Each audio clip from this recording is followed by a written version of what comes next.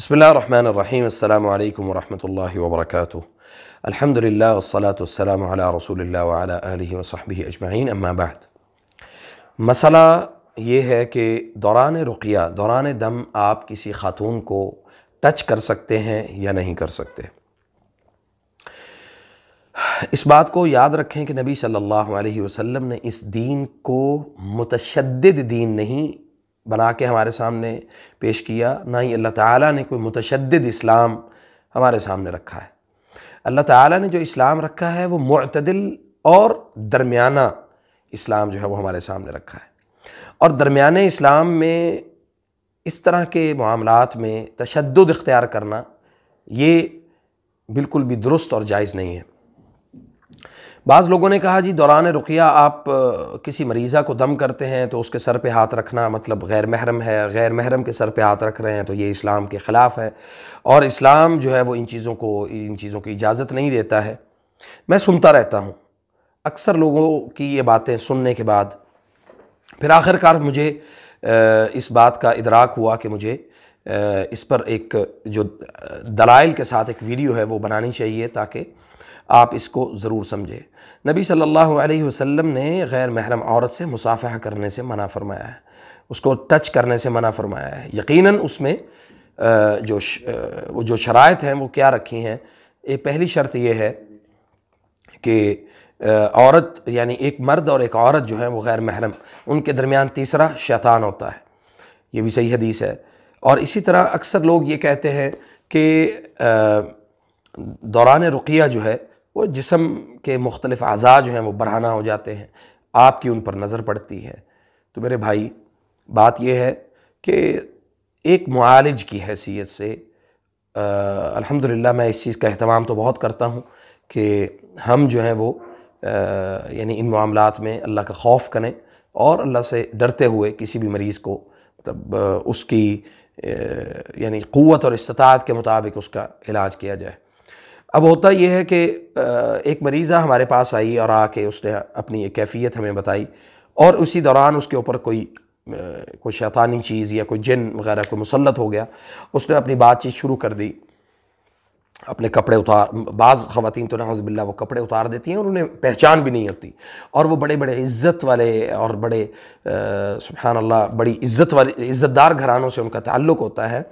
تو وہ خواتین بھی اس طرح کے احوال ان سے ہو جاتے ہیں جو کہ ان کے اختیار میں نہیں ہوتے۔ اور دوسری بات یہ کہ جب ہم نارمل کسی ڈاکٹر کے پاس جائیں، کسی گائنی کے میل ڈاکٹر کے پاس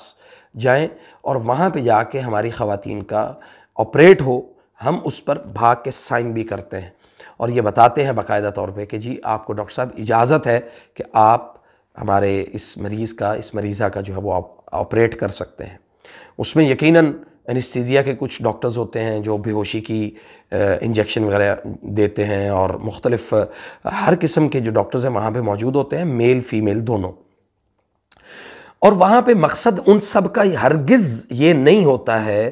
کہ یہاں پہ ہم نے نعوذ باللہ کسی مریض کو یا کسی مریضہ کے ساتھ کوئی ہم سیکشول جو ہریسمنٹ ہے وہ کرنے جا رہے ہیں، بلکہ ان کا وہاں پہ مقصد، نیت، ارادہ یہ ہوتا ہے کہ یہ جو مریضہ ہمارے پاس موجود ہے ہم اس کا علاج کر رہے ہیں۔ اسی طرح سبحان اللہ یہ بھی ایک بیماری اور ایک مرض ہے جس میں بہت ساری امت مسلمہ جو ہے وہ اس ابتلاء میں موجود ہے، اور ان کو اس بات کا اندازہ نہیں ہے کہ جو یہ بات کرنے والے ہیں ان کو اس بات کا اندازہ نہیں ہے کہ یہ تکلیف کتنی بڑی ہے۔ وہ جو اس ابتلاء میں ہے اسے ہی پتہ ہے کہ وہ اس تکلیف میں سے وہ کیسے گزر رہا ہے۔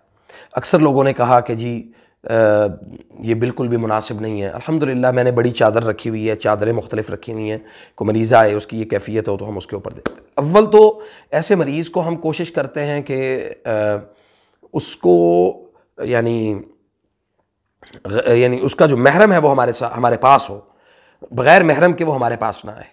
اور دوسری بات یہ ہے حتی الامکان ہماری کوشش یہ ہوتی ہے کہ وہ اس کا جو محرم ہے وہی اس کو پکڑے، اور اگر اس کے ساتھ مرد محرم نہیں آیا ہے، خاتون ہے، اور خاتون میں اس میں میری کوشش یہ ہوتی ہے کہ آخری مطلب حد پہ جا کے جب بہت زیادہ اس کی کسی مریضہ کی کوئی کنڈیشن خراب ہو جائے اور اس کو کنٹرول کرنا مشکل ہو جائے، تو پھر اس کا ایک ہی ہمارے پاس جو سلوشن ہے وہ یہ ہے کہ مریضہ کو جسم کے مختلف جو پریشر پوائنٹس ہیں ان کے ذریعے سے ان کو پکڑا جائے۔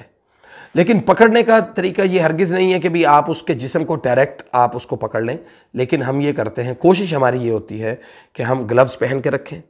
اور ہمارا جسم اس کے جسم کو ٹچ نہ کرے، یعنی جسموں کے درمیان ایک پردہ ضرور حائل رہنا چاہیے جس کی وجہ سے جو معاملات ہیں وہ نارمل یعنی بیلنس میں رہیں۔ اور اسی طرح اس چیز پر اعتراض کرنے والوں میں سے اکثر نے یہ بھی اعتراض کیا کہ انسان کا فتنے میں پڑ جانے کا اندیشہ بہت ہے۔ تو میں اس سے پہلے آپ کو یہ بتا چکا ہوں کہ نبی صلی اللہ علیہ وسلم نے تنہائی میں ایک مرد اور ایک عورت کے درمیان تیسرا جو شخص یعنی تیسری جو چیز موجود ہے وہ شیطان ہے۔ تو ہم ایسے مواقع فراہم ہی نہیں کرتے الحمدللہ کہ کوئی تیسرا یعنی وہاں پہ موجود ہو، بلکہ ہماری کوشش یہ ہوتی ہے کہ کوشش نہیں بلکہ ہماری یہ پوری کوشش اور فرض ہے کہ کوئی بھی اگر ہمارے پاس خاتون آئی ہے تو وہ اپنے محرم کے بغیر نہ آئے۔